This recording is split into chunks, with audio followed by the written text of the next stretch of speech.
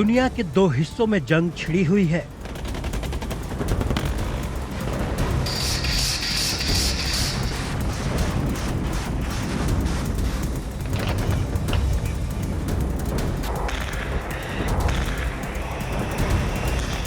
रूस यूक्रेन की जंग को बेनतीजा गुजरे 2 साल 10 महीने का वक्त होने जा रहा है।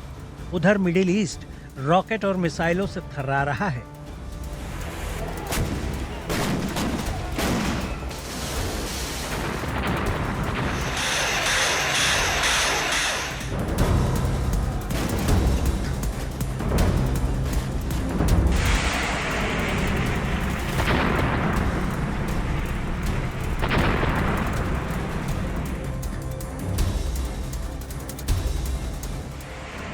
कई देशों में बॉर्डर पर तनातनी और चुनौतियों ने सुरक्षा चिंताओं को बढ़ा दिया है।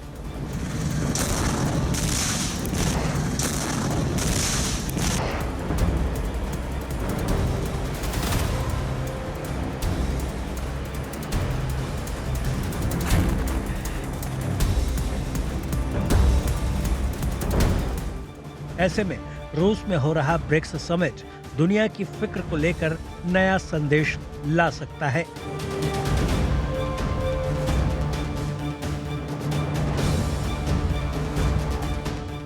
रूस के राष्ट्रपति व्लादिमीर पुतिन से पीएम मोदी की मुलाकात की ये तस्वीर बताती है रूस के साथ भारत के रिश्तों में जुड़ते अध्याय के नए पन्नों को, जिसका इशारा पीएम मोदी के बयान से भी मिलता है।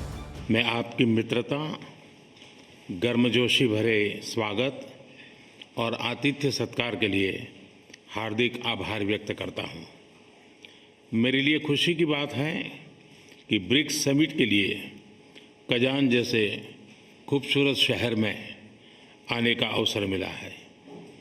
इस शहर के साथ भारत के गहरे और ऐतिहासिक संबंध रहे हैं। हालांकि ताजा दौर में जिस तरह यूक्रेन के साथ जंग रूस की चल रही और इस जंग में इंसानियत रौंदी जा रही, उसे लेकर पीएम मोदी ने एक बार फिर अपनी तरफ से हिंदुस्तान का रुख साफ कर दिया है और पुतिन को ये जता दिया कि भारत किसी भी सूरत में जंग का पक्षधर नहीं है। वो ये चाहता है कि किसी भी मसले का हल ढूंढने में बातचीत और शांति को बुनियादी आधार बनाया जाए। एक्सेलेंसी, रूस और यूक्रेन के बीच चल रहे संघर्ष के विषय पर हम लगातार संपर्क में रहे हैं। जैसा मैंने पहले भी कहा है, हमारा मानना है कि समस्याओं का समाधान शांतिपूर्ण तरीके से ही होना चाहिए। शांति और स्थिरता की जल्द से जल्द बहाली का हम पूरी तरह समर्थन करते हैं। हमारे सभी प्रयास मानवता को प्रमुखता देते हैं। आने वाले समय में भी भारत हर संभव सहयोग देने के लिए तैयार है।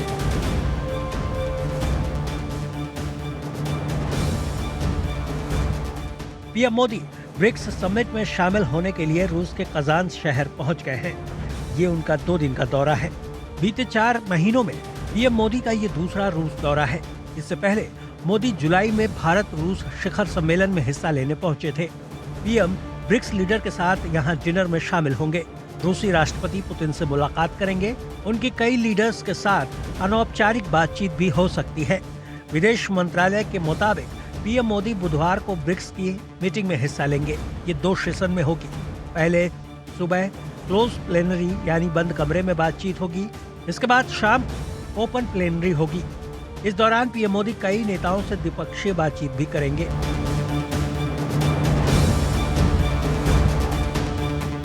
ब्रिक्स समिट में सारी दुनिया की निगाहें पीएम मोदी और जिनपिंग से होने वाली मुलाकात पर टिकी है।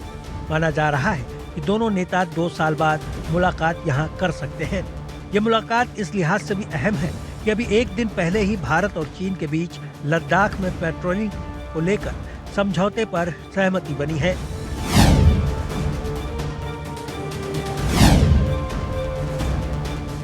दोनों देशों के रुख में नरमी का ये माहौल भारत चीन के दोस्ताना रिश्तों का विस्तार मोदी जिनपिंग की मुलाकात में देख रहा है। इससे पहले 2022 में इंडोनेशिया के बाली में हुए G20 समिट में दोनों नेताओं की मुलाकात हुई थी। बीते बरस साउथ अफ्रीका के जोहान्सबर्ग में हुए ब्रिक्स सम्मेलन में दोनों नेता पहुंचे तो जरूर, लेकिन एक दूसरे से मिले नहीं। पीएम मोदी 23 अक्टूबर को रूस से रवाना हो जाएंगे। फिर 24 अक्टूबर को ब्रिक्स समिट में भारत का प्रतिनिधित्व विदेश मंत्री एस जयशंकर करेंगे। इस समिट में कुल 28 देश और 5 अंतर्राष्ट्रीय संगठन हिस्सा ले रहे। समिट के बाद ब्रिक्स देशों का साझा बयान यानी कि कजान डिक्लेरेशन जारी होगा। भारत कजान में नए कॉन्सुलेट की शुरुआत भी कर सकता है। या 1000 से ज्यादा भारतीय छात्र रहते हैं।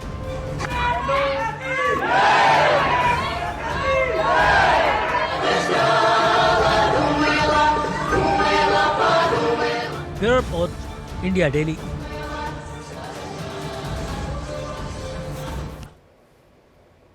तो वहीं प्रधानमंत्री नरेंद्र मोदी रूस के कजान में ब्रिक्स नेताओं के लिए आयोजित रात्रि भोज संगीत समारोह में शामिल हुए। ब्रिक्स देशों के नेताओं के अनौपचारिक दोपहर के भोजन के बाद राष्ट्रपति पुतिन ने राष्ट्रपति शी जिनपिंग को विदा किया। ये 2 तस्वीरें आप अपनी टीवी स्क्रीन पर देख रही हैं। प्रधानमंत्री नरेंद्र मोदी की कजान में ब्रिक्स समिट को लेकर दौरा और रात्रि भोज उन्होंने किया। तो वहीं मेहमान नवाजी भी प्रधानमंत्री नरेंद्र मोदी की रूस में बखूबी हुई है। दोनों तस्वीरें आपको स्क्रीन पर दिखा रहे हैं। प्रधानमंत्री नरेंद्र मोदी रूस के कजान में ब्रिक्स नेताओं के लिए आयोजित रात्रिभोज संगीत समारोह में शामिल हुए और ब्रिक्स देशों के नेताओं के अनौपचारिक दोपहर के भोजन के बाद राष्ट्रपति पुतिन ने राष्ट्रपति शी जिनपिंग को विदा किया। और दोनों तस्वीर अपनी स्क्रीन पर आप लगातार देख रहे हैं।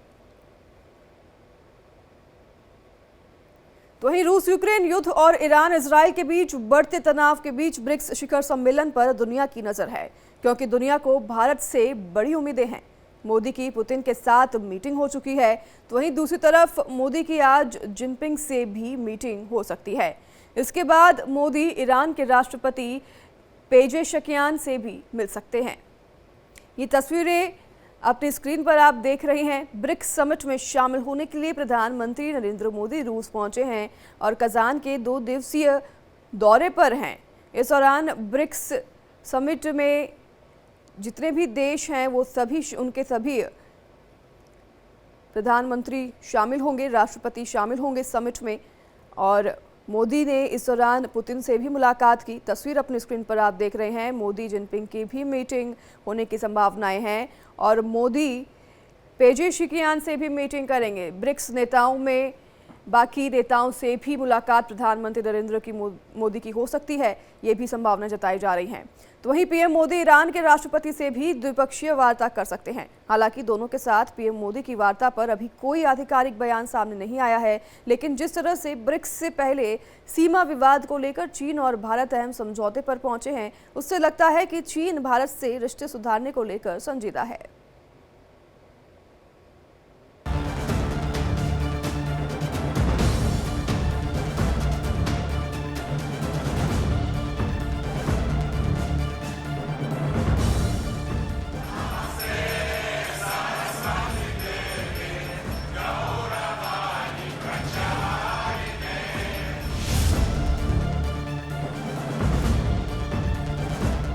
ब्रिक्स समिट में पीएम मोदी, रूसी राष्ट्रपति व्लादिमीर पुतिन और चीन के राष्ट्रपति शी जिनपिंग एक मंच पर हैं।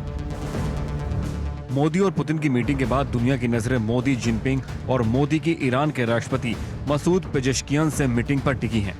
मोदी और जिनपिंग की मुलाकात पर चर्चा इसलिए भी ज्यादा हो रही है क्योंकि दोनों देशों के बीच तनाव चरम पर है। लंबे वक्त से जारी गतिरोध के बीच मोदी जिनपिंग मुलाकात से रिश्तों पर जमी बर्फ पिघलने की उम्मीद है। दोनों देश गलवान झड़प को पीछे छोड़कर सुलह के रास्ते पर आगे बढ़ने को तैयार दिख रहे हैं।